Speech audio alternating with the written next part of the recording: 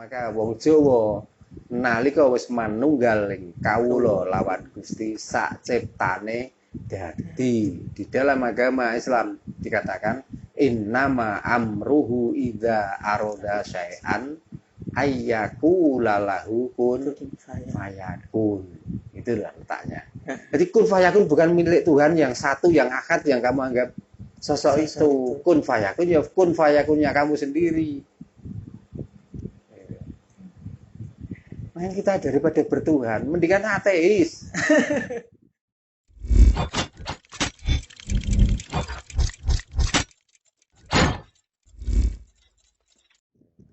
Makanya kita berdoa. Karena berdoa itu artinya permintaan. Hilangkan itu semua. Berdoa itu bukan permintaan. Bukan permintaan. Bukan permintaan. Makanya kalau kamu berdoa kok intinya itu permintaan. Berarti kamu orang yang tidak punya malu. Jadi kita berdoa itu sebenarnya juga cara mensucikan Tuhan supaya Tuhan itu suci dan Tuhan itu bisa berfungsi. Gitu loh. Jadi kita jangan beranggapan bahwa berdoa itu adalah permintaan. Karena ada iya karena butuh, wa iya karena stain. Memintalah padaku maka akan memberikan. Yang dimaksud itu apakah Tuhan yang kamu maksud itu? Yang dimintaku pada diriku. Berarti kan ucapanmu sendiri. Ya dirimu sendiri tak? Bukan diriku itu diri Tuhan. Tuhan itu sudah dibayangkan kok. Iya. Nah setelah minta pada dirimu kamu sadar maka fungsikanlah Tuhan yang ada pada dirimu. Maka disitulah yang dimaksud dikabulkan, diberikan, dan yang lainnya. Tuhan yang dimaksud pada umumnya tidak akan memberi apa-apa dan tidak akan merubah apa-apa. Karena banyak ditulis di dalam kitab bahwa Tuhan tidak akan merubah takdir seseorang kecuali orang itu mau merubahnya sendiri. Berarti yang kamu minta ya diri kamu, yang komat kamit ya diri kamu. Setelah begitu kamu sadar maka karena ini kurang saya tak ngambil lagi supaya penuh. Gitu lah. Jadi uraiannya sampai seperti itu. Jadi memang sangat sulit orang itu mau menemukan kesejatian diri tanpa kita mau melakukan kesadaran yang tinggi. Maka ayo Jawa. Karena Jawa itu sadar, Jawa itu beneh, Jawa itu bener. Gitu lah. Kamu masih menganut ajaran cerita-cerita orang bahwa orang ini lo pernah melakukan ini, maka kamu akan melakukan. Lah kita dengan orang itu beda. Kelasnya kelas apa dan zamannya zaman apa? Bahkan para nabi sendiri, para orang-orang terdahulu, para leluhur. Ini bukan karena doanya, tapi kesadarannya yang membuat dia itu bisa, yang membuat dia itu disegani, yang membuat dia itu dianggap orang berilmu dan sebagainya. Karena kesadarannya yang sangat tinggi. Nah kita itu seolah-olah itu menganut agama, tapi kesadaran kita itu hilang. Makanya kalau dilihat orang agamis tapi dilihat perilakunya seperti orang nggak sadar. Lah orang nggak sadar itu semaput. Nah itu kan bisa dikatakan ini tuh berbicara tentang kesadaran sejatinya manusia gitu kan. Yeah. Rata-rata mungkin orang-orang di luar sana, apalagi yang garis keras syariat katakanlah dikatakan seperti itu, yang mengakui bahwa dirinya itu berkesadaran tinggi bahwasanya ketika melakukan sesuatu itu perintah. Namun dengan kesadaran ini gitu kan bisa dikatakan si orang tersebut itu sudah tidak lagi meminta, katakanlah aku tuh mau minta ini kepada Gusti, padahal sejatinya ketika sadar itu lah Gusti itu di diri kita sendiri yang kita lakukan sendiri dan lain-lainnya tersebut gitu. Nah untuk langkah awal sebelum lanjut ke mengenal diri, untuk langkah awalnya gitu si manusia untuk berkesadaran tinggi itu tuh seperti apa gitu mah? Yang contoh kecilnya saja Contoh gitu. kecil gini ya. Contoh kecil kalau ada kata-kata pegang, Pegang. ya cobalah kita pakai kaki. Ya. Nggak bisa. Kira-kira bagi orang yang utuh, kira-kira mampukah dia memegang?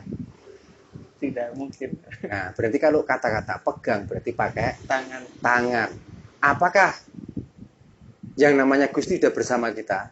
Itu memerintah, tanganmu pegang, begitu. Kan berarti kamu sendiri yang menghendaki untuk memegang. Padahal memegang itu belum tentu kalau begini ini memegang. Ini kan kesadaran kita bahwa pegang itu caranya pakai tangan. Begitu. Cobalah kamu lihat, apakah lalu ada dawuh matamu lah untuk melihat seperti itu. Bukankah kesadaran kita sendiri dikala kita disuruh melihat, mata kita sendiri yang akan diarahkan ke benda yang suruh melihat itu. Dan kita sendiri yang menandai bahwa itu warna kuning, itu warna putih, itu warna hijau. Makanya kan sering saya katakan, kalau ini warnanya apa? Putih. Apakah ini putih? Belum tentu. Bukankah kesadaran kita menandai bahwa ini putih? Kesepakatan kita bahwa ini putih. Kalau ini dibilang kuning, maksudnya ada yang menyalahkan, itu bukan kuning, itu putih. Dengan kamu dibenarkan itulah maka kamu sadar bahwa ini adalah warna putih. Sebenarnya kan mudah loh. Tapi apakah ada ajaran yang seperti ini kira-kira? Kayaknya kan ajaran itu menurut orang ini yang diriwayatkan oleh ini. Dikala ada seperti ini harus melakukan ini, kan begitu. Nah, masalahnya di situ. Maka kita itu sulit untuk sadar. Marilah kita sadar. Dengan mata berkedip, apakah ini ada perintah? Di saat mata ini sudah perih atau mata ini sudah ngeres dan lain sebagainya, dengan sendirinya dia akan kedip. Lah, kedip ini bukan perintah, tapi ini kesadaran. Kesadaran kita untuk berkedip. Kalau kita ngotot nggak mau berkedip, otomatis matamu kering, sudah nggak bisa dikedipkan lagi. Lah, kan mudah sebenarnya. Nah, ini Mbak, menariknya itu kan katakanlah kitab, apalagi apa, ada kitab Soheh, kitab lain, dan kitab Soheh itu kan kitab yang sudah diakuilah kebenarannya, dan dari situ kalau kita memahami Soheh itu kan apa yang sudah dialami atau seperti itu kan, sejatinya ilmu Jawa itu kan kasunyatan. Iya. Berarti ilmu itu tuh bukan kata orang lain lagi, tapi kita sendiri. Ya, kita sendiri dengan kesadaran itu. Nah, untuk apa kita belajar kalau masih katanya orang? Itu berarti kan ada hadis yang sokeh, ada hadis yang do'if. Nah, kan yang sokeh itu seolah-olah bisa dipercaya kebenarannya. Kalau yang do'if itu kira-kira. Sebenarnya yang sokeh dan yang do'if sama, itu artinya kira-kira. Karena yang membuat cerita setelah perjalanan orang itu sudah nggak ada. Nah, begitu. Makanya pertanyaannya gini, apakah orang yang ditokohkan itu dengan kita kira-kira sama? Nggak usah begitu.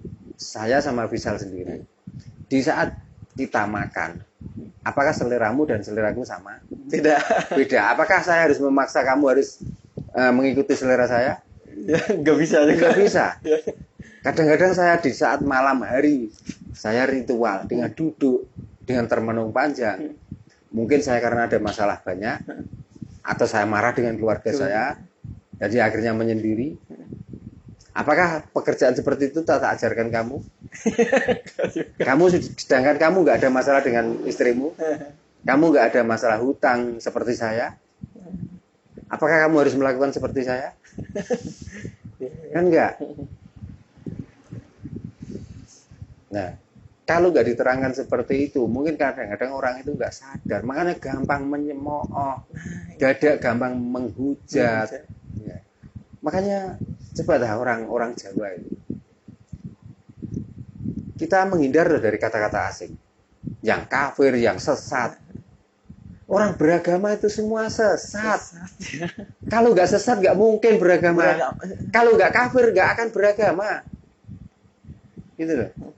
Wong nyatanya dari kecil dididik seperti itu sampai tua, nyatanya ya begitu terus.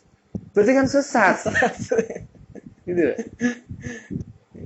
Kok aneh, sudah dikatakan bahwa Tuhan sudah bersama kita, bahwa kedekatan Tuhan tuh lebih dekat daripada orang lain. Kenapa kamu menyembahnya kok ke masjid? Kenapa kamu menyembahnya kok di musola? Ya. Kenapa harus sama-sama? Mbok sadar. Sebenarnya kebersamaan itulah untuk mencerdaskan otak kita supaya kita mempunyai itu kecerdasan dan kesadaran yang sangat tinggi. Sebenarnya cuma itu. Nah, itu bisa dikatakan selama ini apa yang Mbah selalu katakan dengan slogannya Mbah itu banyak yang salah paham karena mempertahankan paham yang salah. Gitu. Makanya jangan mempertahankanlah paham yang salah itu. Mari kita sadar, mau melakukan dengan agama apa saja, silahkan. Yang penting kamu sadar dulu. Kalau sadar sudah nggak akan kamu itu menyalahkan orang lain, apalagi tentang urusan ibadah, gitu loh. Karena ibadah itu adalah masing-masing orang, nggak boleh kita samakan. Mau dengan cara ini, dengan cara itu, ya silakan. Kan saya mending orang itu masih mau dikatakan menyembah Tuhan daripada tidak sama sekali. Tapi jangan anggap orang yang tidak menyembah seperti itu, kamu anggap orang nggak bertuhan. Justru kadang-kadang orang yang tidak kamu lihat melakukan syariat yang seperti itu, mungkin cara kesadarannya dan bertuhannya sangat tinggi.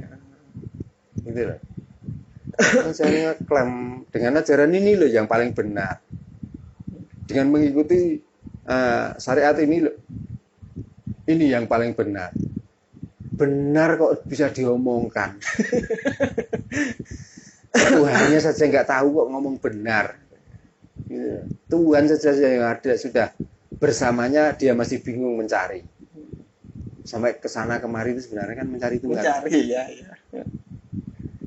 Bukannya kamu itu setiap hari sudah bersama Tuhan. Nah ini mah. Ya berbicara tentang perbedaan itu kan ya, berbeda keyakinan, berbeda cara beribadah dan lain-lain. Padahal kan sejatinya Gusti atau Tuhan itu menciptakan perbedaan itu untuk keindahan. Logikanya pelangi saja warnanya berbeda tapi indah gitu. Nah, apakah orang-orang ini yang salah paham, katakanlah ya, kita garis besari, yang salah paham itu lupa bahwa perbedaan itu keindahan yang diciptakan Tuhan gitu. Masalahnya gini, orang yang berpaham tentang Tuhan itu seolah-olah kesatuan satu. Ya. Dan ini adalah satu ini terus menghidupi orang banyak. Sepertinya kayak itu. Jadi kita itu menganggap bahwa Tuhan itu sosok. Gitu loh. Nah itu maksud bahwa Tuhan menciptakan yang berbeda-beda. Itu adalah keindahan. Dikala orang itu sudah sadar dengan dirinya, kalau Tuhannya yang menghendaki, itu mungkin pas. Tapi kalau Tuhan sosok Tuhan yang satu kesatuan. Kesatuan adalah artinya itu ahad, tunggal. Tetap nggak akan mendapatkan, nggak akan merasakan bahwa perbedaan adalah keindahan. Tetap nggak bisa.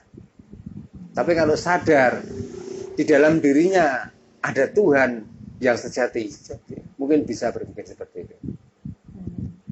Karena kalau mengatakan perbedaan adalah keindahan, berarti di situ setiap diri manusia karena kesadaran yang sangat tinggi, maka melihat apapun dia nggak akan, istilahnya bahasa Jawa ini ngelok. Jadi kita tuh sadar dan kita tuh senang, gitu loh.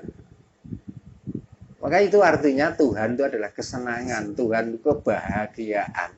Maka bahagiakanlah dirimu dengan dirimu sendiri. Maka kamu selalu bersama Tuhan. Maka wong Jawa nalika wis manunggal kawula lawan Gusti sak ciptane Jadi di dalam agama Islam dikatakan innama amruhu idza aroda syai'an ayyakula lahu kun fayakun.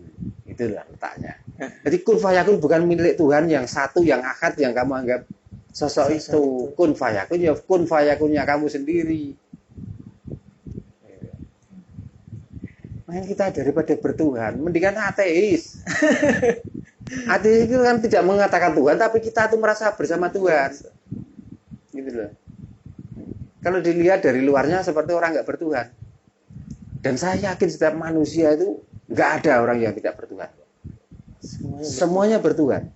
Cuman ada Tuhan yang diomong-omongkan, ada Tuhan yang diucap-ucapkan, ada yang Tuhan cuma dirasakan. Makanya orang yang tidak bertuhan pun kalau ditanya apakah dia bersyahadat, yakin dan pasti bahwa dia itu bersyahadat. Pasti dia mempunyai keyakinan bahwa hidup ada yang menghidupi dan di dalam hidup ada rasa. Maka disitulah letaknya la ilaha illallah Muhammadah Rasulullah. Makanya orang Jawa wis ora ana apa-apa ya wis ora ana sapa-sapa sing ana amung ingsun. Muhammad iku rasane ingsun lan Rasul iku minangka dadi utusane ingsun. Nah, itulah letaknya. Daripada kita bersyahadat, syahadat keren untuk apa? Lebih baik kita tuh syahadat yang kita mengetahui. Oh, ini tuh letaknya syahadat. Kan begitu. Main jangan anggap kalau orang itu nggak pernah sholat. Wah, gak bertuhan. Ya. Jangan begitu. Jangan-jangan yang kamu seolah-olah yang bertuhan itu sama sekali tidak mengenal Tuhan.